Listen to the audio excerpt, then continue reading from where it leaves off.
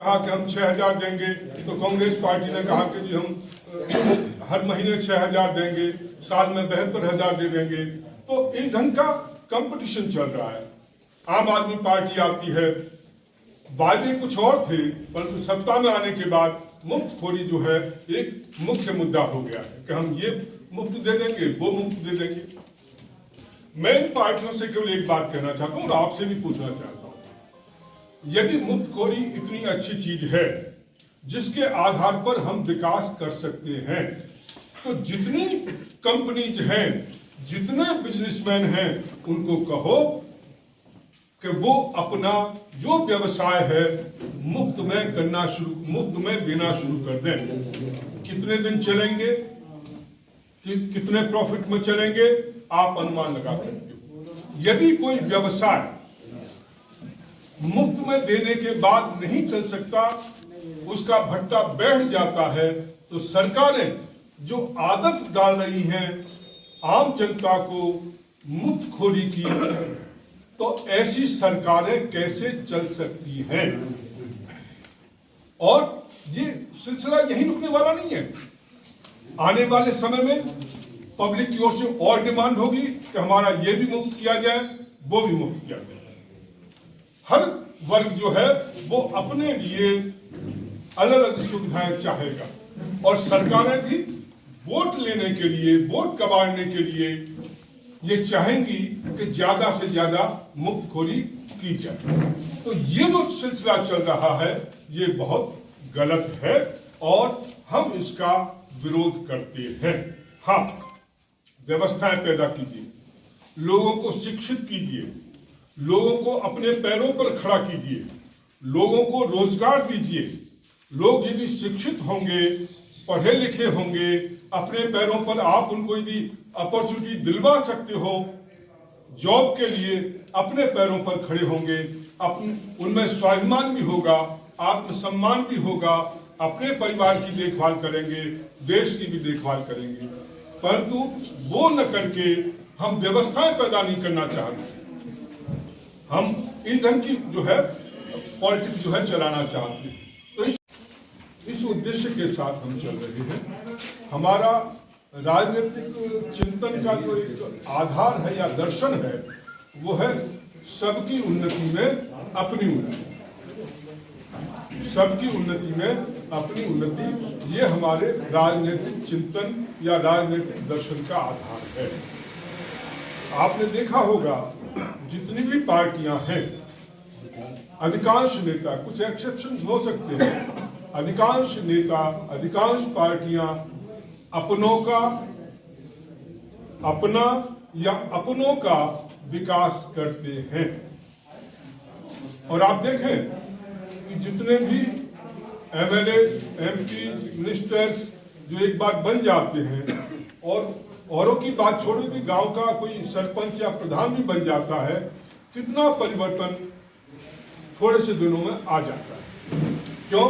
क्योंकि सभी विकास की जो अवधारणा हमने बनाई हुई है वो अपना विकास और अपनों का विकास, ये धारणा हमने बनाई। इसलिए हम एक नया अलग चिंतन लेकर के आए हैं कि सबकी उन्नति में अपनी उन्नति समझनी चाहिए। ये हमारे राजनीतिक चिंतन का या राजनीतिक दर्शन का आधार है और उसी आधार पर हम काम करना चाहते हैं।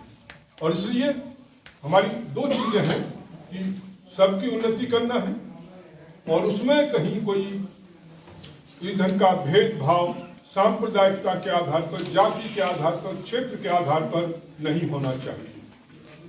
यदि हमें गरीब बच्चों को स्कॉलरशिप देनी है तो गरीबी का क्राइटेरिया हो और उसके आधार पर जो भी गरीबी की उस क्राइटेरिया में आते हैं सभी को हम स्कॉलरशिप दें।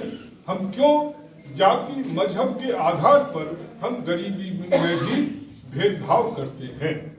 तो ईंधन का चिंतन लेकर के हम लोग काम कर रहे हैं।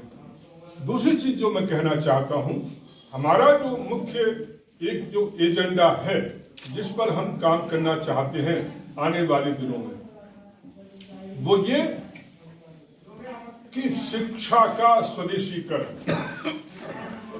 शिक्षा हमारे अनुरूप होनी चाहिए। अभी तक जितना सिस्टम है जो हमने अंग्रेजों से लिया था वही सिस्टम ज्यों का त्यों चल रहा है। कॉस्मेटिक चेंजेस हुए होंगे परंतु कोई विशेष परिवर्तन जो है नहीं हुआ है। अभी भी जो एजुकेशन पॉलिसी आई है अभी गवर्नमेंट के द्वारा, उसमें प्रोसीजरल चेंजेस किए गए हैं कि भाई हम मैथमेटिक्स होगा तो संगीत भी ले सकते हैं, ये ले सकते हैं, आप यदि यहाँ पर हो तो छोड़ के जा सकते हैं। मतलब सिस्टम को ये प्रोसीजरल लेवल पर थोड़ा सा सुविधा देने की कोशिश की गई है।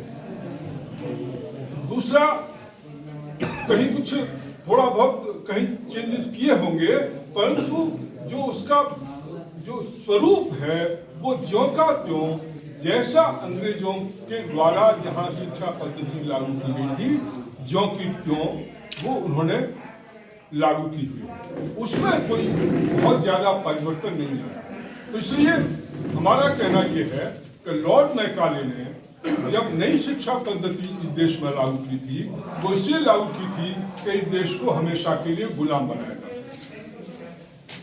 एजुकेशन, न्याय और स्वास्थ्य, ये तीनों चीजें ऐसी हैं जो अफोर्ड नहीं कर सकते, उनको सरकार जो है उपलब्ध कराए।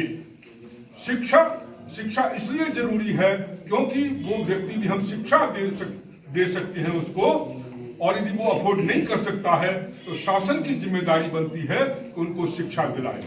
उस आधार पर वो समर्थ बन करके वो समाज के लिए उपयोगी हो सकता है। व्यक्ति स्वस्थ रहेगा तो समाज के लिए उपयोगी हो सकता है। न्याय उसको सस्ता मिल सकता है तो वो समाज के लिए उपयोगी हो सकता है। तो इस रूप में ये तीन चीजें ऐसी हैं जिस पर हर व्यक्ति का अधिकार होना चाहिए। और यदि इन्वेस्टमेंट करना है तो ये क्षेत्र है जिनमें हम इन्वेस्टमेंट करें, परंतु वो उल्टा रहा है। हम शिक्षा की बात नहीं करते, हम न्याय की बात नहीं करते। न्याय इतना महंगा हो चुका है, आप जिंदगी भर निकाल दोगे। एक छोटा सा केस रजिस्टर्ड हो जाए उसको खत्म करने के लिए आपकी पूरी जिंदगी निकल जाती है, आप उस चंगुल से निकल नहीं पाते। कैसी व्यवस्था हमने पैदा की है। तो इसलिए मेरा अनुरोध है कि हम इस नए ढंग के चिंतन के साथ हम आगे बढ़ना चाहते हैं। आप अपने पैरों पर खड़े होना चाहते हैं या सरकार की दया पर या रहमो करम पर रहना चाहिए। मेरा तो केवल एक ये मुद्दा है। यदि आप अपने पैरों पर खड़े होना चाहते हैं, आप अपने आप, मैं स्वयं कमाऊं, मैं स्वयं समर्थ बनूं और फिर सरकार को जो टैक्स देना है टैक्स भी दूं, और जो अन्यथा हो ये रहा है, आपने दिल्ली में देखा होगा, हर जगह की कहानी है, दिल्ली की कहानी नहीं है, पर मैं दिल्ली में मैंने देखा एक जगह आग लगती है, होटल में आग लगी, करोल बाग के अंदर लोग जो है भीतर जलकर मर गए, उनको बाहर निकलने का रास्ता नहीं मिला, और फायर ब्रिगेड की गाड़ियां उनको सूचना पहुंच गई, पर वो वहां पहुंच नहीं पाई क्योंकि पहुंचने का रास्ता नहीं था, वो ब्लॉक किया हुआ था। अब ये व्यवस्थाएं हम क्यों ऐसी, इसके ऊपर कोई चर्चा नहीं होगा। जैसे ही आग लगती है तुरंत जो अनाउंसमेंट कर देंगे कि जिनको इतना पैसा, जो मृतक है उसको इतना पैसा, जो घायल है उसको इतना पैसा, जिससे कि लोग प्रोटेस्ट न करें। लोगों को ये पता नहीं लगे कि किसकी गलती है और क्यों गलती हुई है।